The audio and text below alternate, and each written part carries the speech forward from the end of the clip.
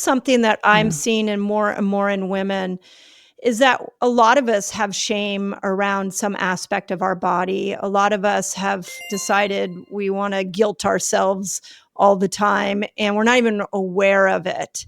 And my experience with fasting is that one of the biggest hurdles I had with women is that it was really reconnecting them to their bodies. And they were going to have to now have a relationship with their body, and a relationship they've never had before. And there's shame, there's fear, there's guilt, there's trauma in their bodies. And now they have to face that as they go into this fasted state. I think it's the same thing as when we go into exercise. It's like, it's like the body keeps the score. It is a house of memories that sometimes we don't want to connect with. How do we help women who feel disconnected from their bodies and movement doesn't feel safe? It actually feels more traumatizing.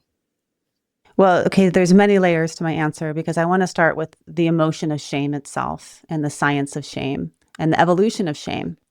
So humans evolved many different emotions, shame being one of them, for a reason. We evolved shame because it's actually a social emotion. It's one of the emotions that is deeply connected to our desire to belong. And if we didn't belong in some way, right, it's very dangerous for us as humans not to be part of the group. So we evolved this emotion of shame, which actually has this sort of closing up quality to it. Shutting down, make yourself smaller, hide this part of yourself. Don't ever let anyone see that part because they would never love you if they saw that part. And for some of us, that's actually our physical body selves. A lot of women will talk about like covering parts of their body when they are intimate with their partners. They won't let their partners, don't touch that part because that part doesn't deserve love. Right? So true. Like, these people, partners you've been with for 10 years, 20 years, you still feel it when you're, when you're getting naked, you're kind of like hiding this angle, right? Yep. So there's this shame, this part of me is bad. And the difference between shame and guilt is important as well, because guilt is, I did something bad and it motivates repair. Guilt actually makes us go like apologize. But shame is, I am bad and therefore I need to hide this part of me. And then it festers.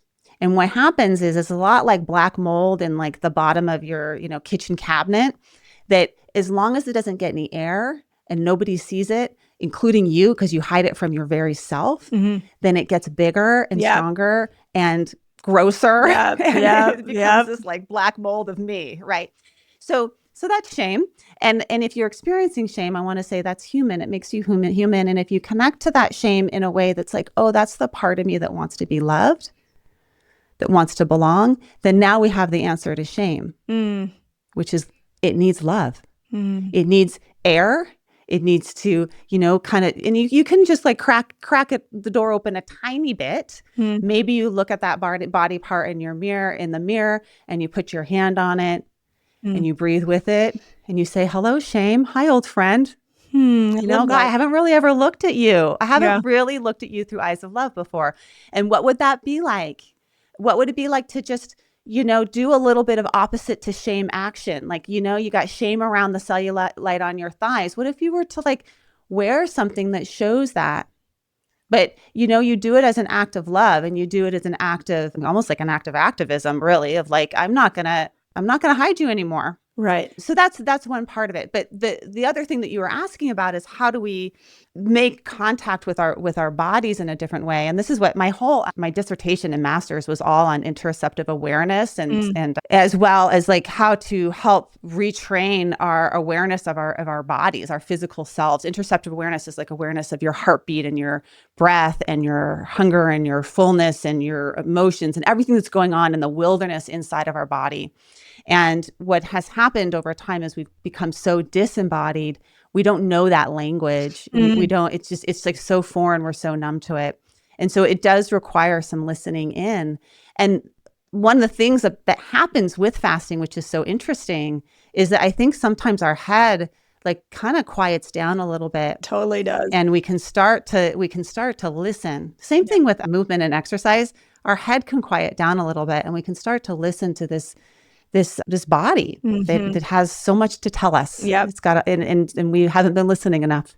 Yeah, and that's the one surprise I had with Fast Like a Girl going out into the world is how many women discovered new parts of themselves from fasting, because it is the total reconnection to your body. And then your body starts telling you things without food, like I'm angry.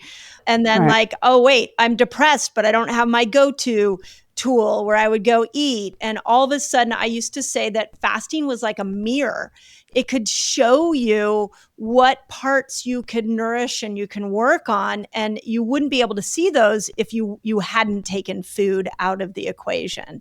And I'm wondering if exercise, I'm looking at that now and thinking, maybe that's very similar. Maybe it's when we look at why we don't want to exercise, when we look at the discomfort when we exercise, there's a story there that we can honor and can put us back into relationship with our bodies.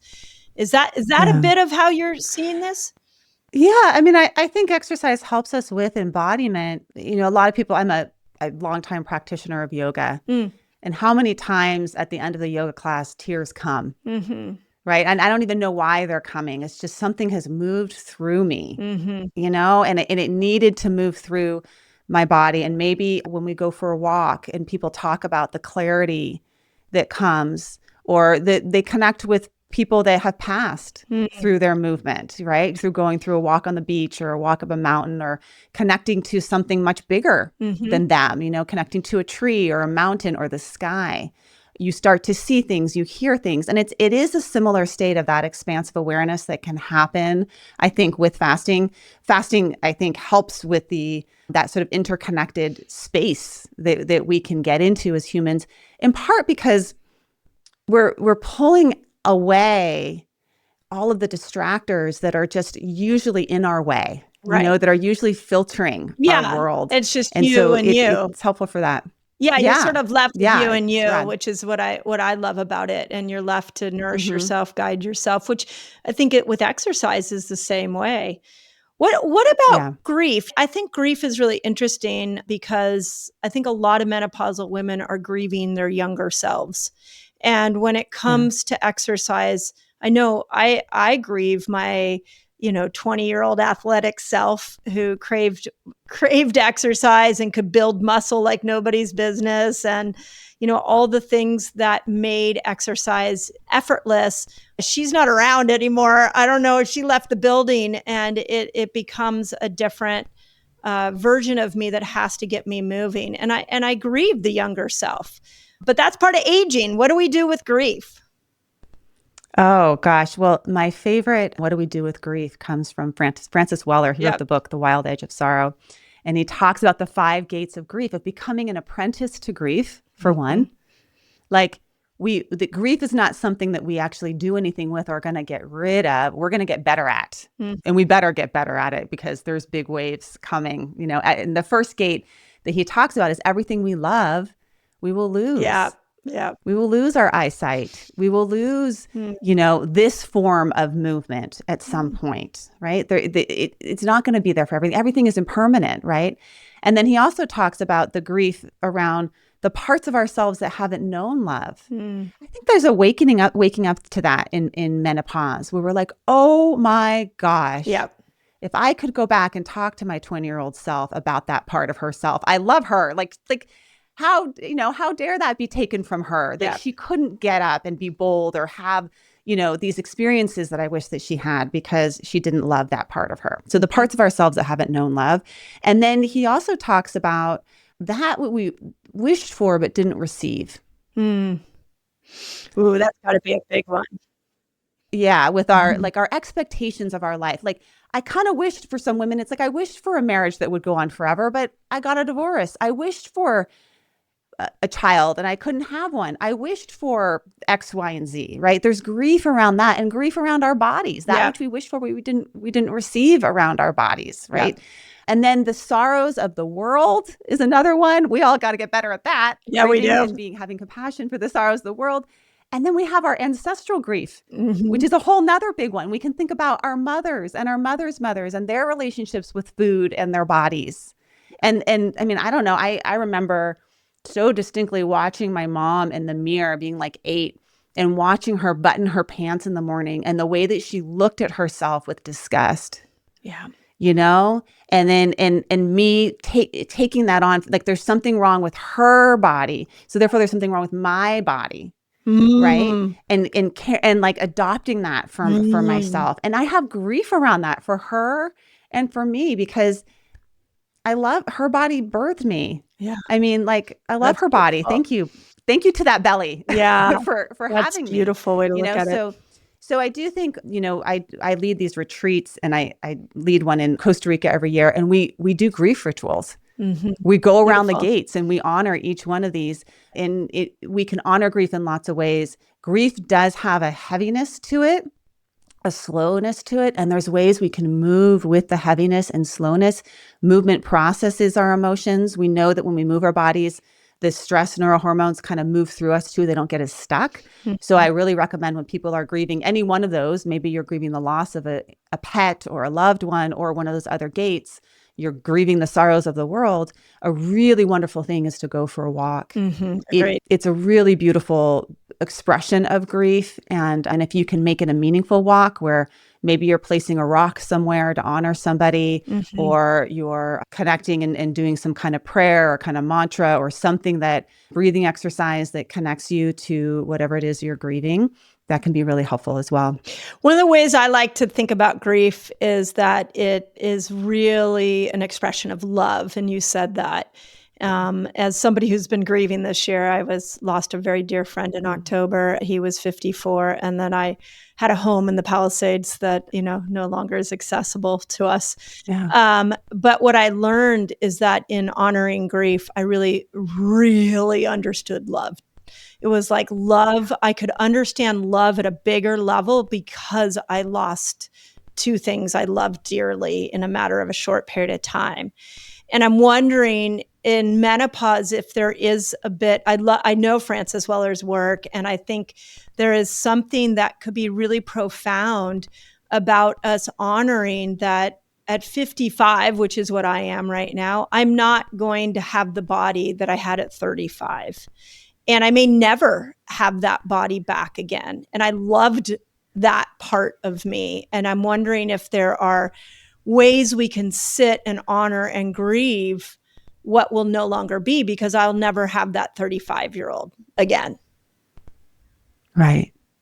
Right. There's a ways to honor that. And there's ways also to connect with what is it that I loved about that? Like, what are the values underneath that? Like for you, what did you love about that body? Like, what was it? What did that body Well, I give loved how to you? strong she was. Like I loved how strong she was, and I loved how effortless it felt to move her body. Like I would go for a Mm-hmm. run, and it was like the best drug on the planet for me. And Mm-hmm. now if I run too much, my joints hurt, so I go for a walk. So it has to be a little bit Right. different. So I loved her Right. exuberance and how powerful she felt in her body. 20 years later, Right. I don't feel as powerful in my body. And so when I work Right. out, it has a very different experience for me. I do a lot of walking, I do a lot of yoga, and most of that is for my mental health. And Yeah. the Yeah. body's just along for the ride. Right. I think a Right. lot of women probably hit our age, and it's like, I'm not trying to impress anybody. I'm not trying to and especially like those of us that are out on socials, I always tell my following, like, I don't really care if you think my arms are like amazing or like I'm the fittest 55-year-old that you ever saw. I actually care more about working out for my own self, not for what Yeah. other people think, which I think that is a real switch. And all of a sudden you have to motivate yourself differently, because I'm not motivated to impress anybody else. I'm more Mm-hmm. motivated to just feel good in my body and my brain. So the motivation Yeah. lens changed too. Yeah. So one practice with grief is closely related to love. Yes. I mean, the other side of grief is love. The size of your grief is the size of your love. Mm-hmm. Right. But grief and gratitude are sisters as well. Mm-hmm. And so we can say, thank you. Thank you. Mm-hmm. And any time that memory of that powerful, exuberant, self shows up, like, thank you.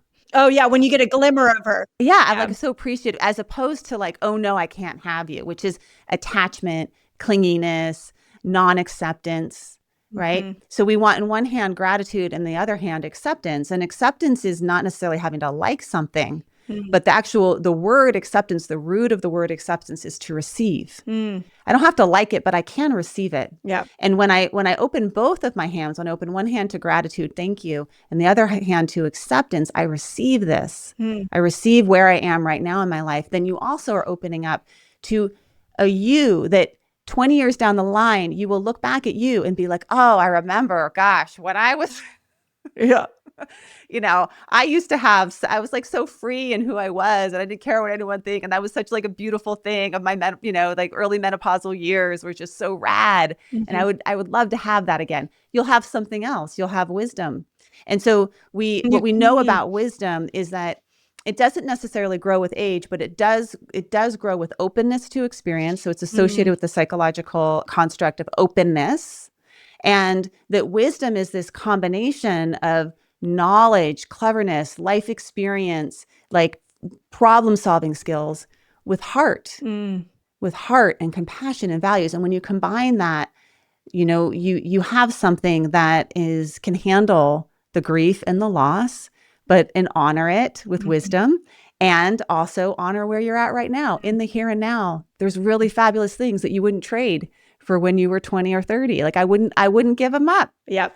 And I loved when I was 20 and 30 as well, what I had then. What I just heard is really cool. I hadn't really thought about it. Like you may be losing one thing, but as you get older, you're getting wiser, and so you're losing one thing but gaining something else.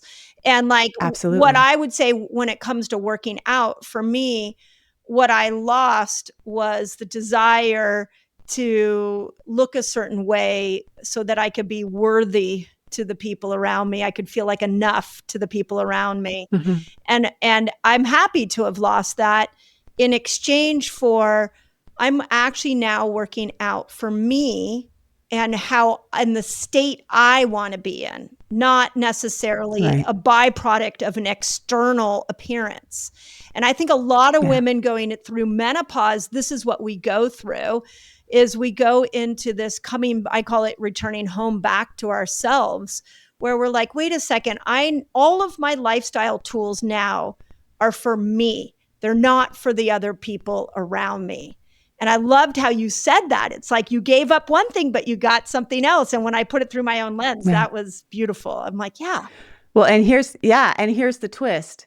When you start making it that way, it does become for other people too, Mm. because you show up differently for Yeah. other people. Right. When your lifestyle tools are about helping you be more balanced, about helping you feel more like you're growing, you're wiser, you're stronger, you're all the things that healthier, whatever definition of your lifestyle tools benefiting you are, Right. then you show up for your family members better. You're less irritable. Mm. You're more compassionate. You're more present. You're showing up at work with more creativity, more openness, more, thinking outside of the box, all the things that benefit our world. And I really see it as a flow. It's not either or. We don't have to choose. Mhm. But when we start to engage in that flow of well-being, or flow of compassion, or flow of a different type of lifestyle, you see that your fasting doesn't just benefit you. Mm-hmm. Yep. Yeah. I know that like when you're done with your fast, you are so clear, your work is so creative, your team is like, you got energy for your team, you got energy for your whatever, your plant, whatever it is that you want to express yourself in, you're going to express yourself more fully, and you Yep. show up more as the genius that you are. And so that's the sort of regenerative nature of things, that we can engage in regenerative lifestyles, that it's not just about me and it's not just about you anymore, it's about we. Mm-hmm. But it does start with your relationship with yourself, because that's usually the one that needs to get unlocked, especially for women, because we're so used to having it be for everybody else. Right. So we have to sort of target that first.